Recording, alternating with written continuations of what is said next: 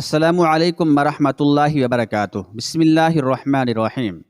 حضرت خالد رضی اللہ تعالی عنہ نے جب ہوش سنبھالا تو انہیں ان کے والد نے تعلیم دلانی شروع کی، لیکن ان کی طبیعت کا رجحان علم حاصل کرنے کی طرف نہیں تھا۔ بڑی مشکل سے انہوں نے کچھ تعلیم حاصل کی، آخر تعلیم کو خیر آباد کہہ دیا۔ البتہ شاہ سواری اور جنگی فنون اعلیٰ پیمانے پر حاصل کیے، یہاں تک کہ وہ نہایت بہادر، جنگجو اور دلیر ہو گئے۔ اہل قریش نے نوجوانی ہی کے عالم میں انہیں فوج کی سپہ سالاری سپرد کر دی۔ وہ بھی اپنے باپ کے ساتھ مسلمانوں کو ستانے اور انہیں اذیت پہنچانے میں کوشاں رہتے تھے۔ کفار کے لشکر کی سپہ سالاری انہیں حق و صداقت کی طرف راغب نہیں ہونے دیتی تھی۔ وہ اسلام کو حق سمجھتے ہوئے بھی اس سے روح گردانی کرتے رہے۔ حضرت عامر رضی اللہ تعالی عنہ اس قدر بیان کر کے خاموش ہو گئے۔ انہوں نے فرمایا، چونکہ دن چھپ رہا ہے، مجھے مغرب کی نماز پڑھنی ہے، اس لیے اب نماز پڑھ کر حضرت خالد رضی اللہ تعالی عنہ کا تذکرہ بیان کروں گا۔ یہ کہتے ہی حضرت عامر رضی اللہ تعالی عنہ اٹھے، وضو کیا اور نماز پڑھنے لگے۔ جب نماز پڑھ کر آئے تو پادری نے انہیں اور شمعونہ کو کھانا پیش کیا۔ جب حضرت عامر رضی اللہ تعالی عنہ نے کھانے سے فراغت حاصل کر لی تو پادری نے کہا، اب حضرت خالد رضی اللہ تعالی عنہ کا تذکرہ شروع کیجیے۔ حضرت عامر رضی اللہ تعالی عنہ جب کفار مکہ کی زیادتیوں اور سختیوں سے تنگ آ کر مسلمان اور خود رسول اکرم صلی اللہ علیہ وآلہ وسلم مدینہ میں ہجرت کر کے پہنچ گئے اور وہاں کے لوگوں نے مسلمانوں کی آؤ بھگت کی تو مسلمانوں نے اطمینان کا سانس لیا، انہیں کسی قدر آرام ملا۔ کفار مکہ کو یہ بات ناگوار گزری، چنانچہ وہ مسلمانوں کی فکر میں رہے۔ پہلے تو انہوں نے اہل مدینہ ہی کو مسلمانوں کے خلاف ورغلایا، لیکن جب وہ ان کے فریب میں نہ آئے تو مکہ والوں نے خود مدینہ پر چڑھائی کرنے کا ارادہ کیا۔ چنانچہ سب سے پہلے مکہ کے ایک سردار کرز بن جابر نے مدینہ پہنچ کر مسلمانوں کی چراگاہ پر چھاپا مارا اور بہت سے اونٹ مسلمانوں کے پکڑ کر لے گیا۔ مسلمانوں کو بڑا غصہ آیا۔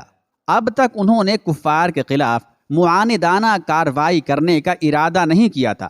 سچ پوچھو تو مسلمانوں میں اس قدر قوت ہی نہیں تھی کہ وہ کفار کے خلاف کوئی کارروائی کر سکتے، لیکن اب انہوں نے بھی تہیہ کر لیا، ارادہ کر لیا کہ مشرکین سے انتقام لیا جائے، مشرکین سے بدلہ لیا جائے۔ اتفاق سے تھوڑے ہی عرصہ کے بعد رسول اکرم صلی اللہ علیہ وآلہ وسلم کو یہ معلوم ہوا کہ مکہ کے مشرکوں کا ایک قافلہ ابو سفیان کی سرکردگی میں ملک شام سے تجارت کرنے کے بعد واپس آ رہا ہے۔ چونکہ وہ قافلہ مدینہ کے قریب سے ہو کر گزرنے والا تھا، اس لیے حضور اکرم صلی اللہ علیہ وآلہ وسلم نے مکہ والوں پر رعب ڈالنے کے لیے مسلمانوں کی ایک مختصر جماعت کو قافلہ روکنے کے لیے روانہ کیا۔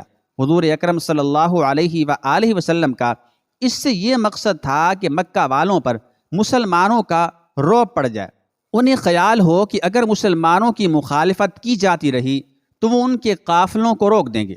ابو سفیان کو بھی مسلمانوں کی یورش کرنے کا حال معلوم ہو گیا۔ اس نے مکہ کے سرکردہ لوگوں کو اطلاع دے کر مدد طلب کی۔ ابو جہل 1000 سوار پیادے لے کر اس کی مدد کو روانہ ہوا۔ اس نے اپنے ساتھ مکہ کے بہت سے معزز لوگوں کو بھی لے لیا۔ ابھی یہ لوگ راستے ہی میں تھے کہ انہیں ابو سفیان نے خبر بھیجی کہ قافلہ چھپ کر خیریت کے ساتھ، عافیت کے ساتھ آ گیا ہے، آپ لوگ واپس چلے آئیں۔ لیکن ابو جہل نہ مانا۔ اس نے کہا، اب تو ہم مسلمانوں کا خاتمہ کر کے ہی واپس لوٹیں گے۔ چونکہ مسلمانوں کی جمعیت بہت ہی کم تھی، اس لیے ابو جہل اور کفار کو یہ یقین تھا کہ وہ تمام مسلمانوں کو قتل کر کے اسلام ہی کو مٹا دیں گے۔ چنانچہ وہ بدر کے مقام تک پہنچ گئے۔ حضور اکرم صلی اللہ تعالی علیہ وآلہ وسلم کو بھی کفار کے حملہ آور ہونے کی اطلاع ہو گئی۔ چنانچہ وہ بھی مسلمانوں کی جمعیت لے کر چلے اور بدر میں پہنچے۔ مسلمان کل 313 تھے، ان میں کئی کم عمر بچے اور کئی بہت ہی بوڑھے آدمی تھے۔ گھوڑے فقط 2 ہی تھے، جس کا مطلب یہ ہے کہ 2 سوار تھے، زیرہ کسی کے پاس بھی نہ تھی۔ ہتھیاروں کا بھی یہ حال تھا کہ کسی کے پاس تلوار تھی تو نیزہ نہ تھا، اور نیزہ تھا تو تلوار نہ تھی۔ کفار کی 1000 جمعیت میں 100 سواروں کا رسالہ تھا اور یہ سب سوار آہن پوش تھے۔ ظاہر ہے کہ برابر کا مقابلہ نہ تھا، لیکن جب جنگ شروع ہوئی تو مسلمان ایسی دلیری سے لڑے، ایسی بہادری سے لڑے کہ کفار کے حوصلے پست ہو گئے۔ ان کے صرف 70 ہی آدمی مارے گئے تھے کہ ان پر مسلمانوں کی ہیبت چھا گئی، رعب طاری ہو گیا اور وہ بے تحاشا میدان چھوڑ کر فرار ہو گئے۔ اس فراری کی وجہ یہ ہوئی کہ کفار کے تقریباً تمام سرکردہ لوگ مارے گئے۔ ابو جہل، عتبہ، زمعہ، عاص، امیہ، ابو البختری، شیبہ، ولید یعنی حضرت خالد کے والد اور منبع بن الحجاج، یہ کفار کے سرتاج و سردار تھے جو مارے گئے۔ مسلمانوں کو یہ زبردست فتح حاصل ہوئی۔ یہ واقعہ 17 رمضان سن 2 ہجری کا ہے۔ اس میں صرف 14 مسلمان شہید ہوئے تھے۔ کفار کو اس ہزیمت کا بڑا صدمہ تھا۔ انہوں نے زبردست تیاری کی اور 3000 کا عظیم الشان لشکر لے کر مدینہ پر حملہ آور ہوئے۔ حضرت صلی اللہ تعالی علیہ وآلہ وسلم کو جب اطلاع ہوئی تو وہ بھی 1000 کی جمعیت لے کر ان کا مقابلہ کرنے کے لیے تشریف لے گئے۔ مسلمانوں کے ساتھ کچھ منافق لوگ بھی شریک ہو گئے تھے۔ ان منافقوں کا سردار عبداللہ بن ابی تھا۔ پادری، یہ بتائیے کہ یہ منافق کون لوگ تھے؟ حضرت عامر رضی اللہ تعالیٰ عنہ۔ منافق وہ تھے جو دل سے مسلمان نہ ہوئے تھے، مسلمانوں میں تفرقہ ڈالنے کے لیے ظاہراً مسلمان ہو گئے تھے۔ پادری، لیکن اس لڑائی میں 1000 کہاں سے آ گئے؟ حضرت عامر رضی اللہ تعالیٰ عنہ۔ جنگ بدر کے بعد تقریباً 1 سال کا وقفہ مل گیا تھا۔ اس عرصہ میں حضور اکرم صلی اللہ علیہ وآلہ وسلم نے بہت سے قبائل کو مسلمان کر لیا تھا۔ پادری، ہاں سمجھ میں آ گیا، اب آگے کہیے۔ حضرت عامر رضی اللہ تعالیٰ عنہ۔ منافق جو واپس آ گئے ان کی تعداد 300 تھی۔ ان کے چلے جانے کے بعد مسلمان کل 700 رہ گئے۔ احد کے مقام پر پہنچ کر جو مدینہ سے تقریباً 2-2.5 میل کے فاصلے پر ہے، کفار سے مقابلہ ہو گیا۔ حضور اکرم صلی اللہ علیہ وآلہ وسلم نے 50 تیر اندازوں کا ایک دستہ عبداللہ بن جبیر رضی اللہ تعالی عنہ کی ماتحتی میں اپنے پشت کی طرف گھاٹی میں تعینات کر کے انہیں حکم دیا کہ وہ اپنی جگہ ہرگز نہ چھوڑیں، کیونکہ اس طرف سے دشمن کے حملہ آور ہونے کا اندیشہ تھا۔ جنگ شروع ہوئی۔ اس لڑائی میں حضرت خالد بن ولید رضی اللہ تعالی عنہ بھی تھے۔ وہ اس وقت تک کفر کی حالت میں تھے اور کافروں کے ساتھ مل کر مسلمانوں سے لڑنے آئے تھے۔ وہ 100 سواروں پر افسر تھے۔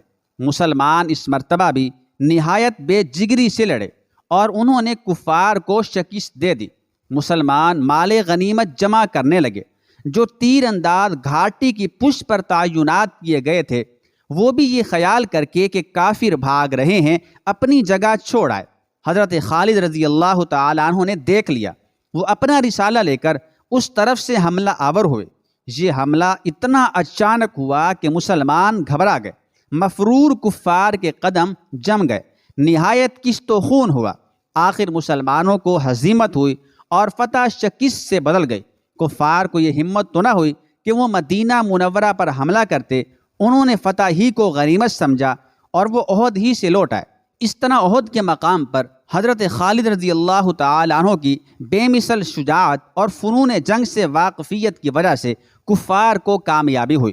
اس وقت آپ رضی اللہ تعالی عنہ اسلام نہیں لائے تھے، مسلمان نہیں ہوئے تھے۔ یہ واقعہ ماہ شوال سن 3 ہجری میں ہوا۔ اس کے بعد کفار کو مدینہ پر حملہ کرنے کی بھی جرت نہیں ہوئی، لیکن اب یہودیوں نے مسلمانوں کو تنگ کرنا شروع کیا۔ انہوں نے جب دیکھا کہ اسلام دن بدن ترقی کر رہا ہے، لوگ جوک در جوک مسلمان ہو رہے ہیں، تو انہیں مسلمانوں سے عداوت ہو گئی، دشمنی ہو گئی۔ انہوں نے بلا وجہ ہنگامہ آرائی شروع کر دی۔ حضور اکرم صلی اللہ علیہ وآلہ وسلم نے انہیں سمجھایا، لیکن وہ باز نہ آئے۔ مجبوراً ان سے بھی جدال و قتال کیا گیا۔ جب انہیں ہزیمتیں ہوئیں اور خیبر کی جنگ میں ان کی بالکل ہی کمر ٹوٹ گئی، تب وہ بھی سیدھے ہو گئے۔ اب مسلمانوں کو قدر اطمینان نصیب ہوا اور انہوں نے تمام عرب میں تبلیغ شروع کر دی۔ اللہ تعالیٰ کی شان قبیلے کے قبیلے مسلمان ہوتے چلے گئے، دائرہ اسلام میں آتے چلے گئے۔ جب یہ خبر عیسائیوں میں پہنچی تو آتش پرست اور عیسائی چونکے، چونکہ ایران میں آتش پرستوں کی اور شام و فلسطین میں عیسائیوں کی زبردست سلطنتیں تھیں، اور یہ دونوں سلطنتیں مسلمانوں کے خلاف اٹھ کھڑی ہوئیں۔ اس لیے رسول اکرم صلی اللہ تعالی علیہ وآلہ وسلم کو فکر ہوئے۔ آپ صلی اللہ تعالی علیہ وآلہ وسلم نے یہ سمجھ لیا کہ ان دونوں سلطنتوں میں سے اگر ایک بھی عرب پر حملہ آور ہوئی تو مسلمانوں کی خیر نہیں۔ حضور اکرم صلی اللہ تعالی علیہ وآلہ وسلم نے ان فرما رواؤں کو تذبذب میں ڈالنے کے لیے خود ہی سلاطین عالم کے نام دعوت اسلام کے مراسلے روانہ کر دیے۔ روسائے عرب، قیصر روم یعنی عیسائی شہنشاہ کسریٰ، شاہ حبش اور عزیز مصر کے پاس قاصد بھیجے۔ سوائے شاہ حبش کے اور سب بادشاہ ان مراسلوں کو پڑھ کر سخت برانگیختہ ہوئے، لیکن یہ سمجھ کر چپ ہو گئے، خاموش ہو گئے کہ کہیں مسلمانوں کی طاقت زیادہ تو نہیں بڑھ گئی۔ اس خیال سے انہیں عرب پر حملہ کرنے کی جرأت نہیں ہوئی، مگر شاہ ایران نے یہ گستاخی کی کہ رسول اکرم صلی اللہ تعالی علیہ وآلہ وسلم کے مراسلے کو پھاڑ دیا۔ بیرون عرب میں دعوت اسلام کے پروانے بھیجنے کا یہ اثر ہوا کہ عرب کے مشرک اور یہودی بھی مسلمانوں سے خائف ہو گئے۔ حضرت خالد رضی اللہ تعالی عنہ کے بھائی حضرت ولید رضی اللہ تعالی عنہ مسلمان ہو چکے تھے۔ انہوں نے سن 7 ہجری میں حضرت خالد رضی اللہ تعالی عنہ کو ایک خط لکھا جس میں تحریر تھا، یہ خیال رہے کہ ولید مدینہ میں اور حضرت خالد مکہ میں تھے۔ عزیز بھائی، اس وقت ساری دنیا گمراہی اور تاریکی میں پڑی ہوئی تھی۔ یہودی اور عیسائی خدا کے بیٹے بتاتے تھے، عرب اور دوسرے ممالک بت پرست تھے، ایران میں آگ پوجی جاتی تھی۔ آخر غیرت حق کو حرکت ہوئی، اللہ تعالیٰ نے نبی اکرم صلی اللہ تعالی علیہ وآلہ وسلم کو بھیجا۔ یہ نبی صلی اللہ تعالی علیہ وآلہ وسلم ہیں جو امی ہیں، انہوں نے ہزاروں سختیاں جھیل کر اسلام کی تبلیغ کی۔ اللہ تعالی مددگار تھا، لوگ مسلمان ہونے لگے، نیک روحیں کھینچی چلی آ رہی ہیں۔ تم کس وقت کا انتظار کر رہے ہو؟ حضور اکرم صلی اللہ تعالی علیہ وآلہ وسلم تمہیں پوچھتے تھے، تم حضور اکرم صلی اللہ تعالی علیہ وآلہ وسلم سے خوب واقف ہو، وہ راست گو ہیں، نیک ہیں۔ اگر اللہ تعالیٰ نے انہیں پیغمبری عطا نہ کی ہوتی تو وہ کبھی نبوت کا دعویٰ نہ کرتے۔ تم خود دانش مند ہو، سوچو، لکڑی یا پتھر کے بت پرستش کے قابل نہیں ہو سکتے، وہ خدا نہیں ہے، بلکہ سچ پوچھو تو وہ انسان کاریگر ان کے خالق ہیں جو انہیں بناتے ہیں، اپنے ہاتھوں سے بناتے ہیں۔ حقیقت یہ ہے کہ ہمیں شیطان گمراہ کیے رہا، ہم بڑے مغالطے اور حماقت میں گرفتار رہے۔ تمہارا بھائی ولید از مدینہ۔ جب حضرت خالد رضی اللہ تعالی عنہ کے پاس یہ خط پہنچا اور انہوں نے پڑھا تو فوراً ہی کہا،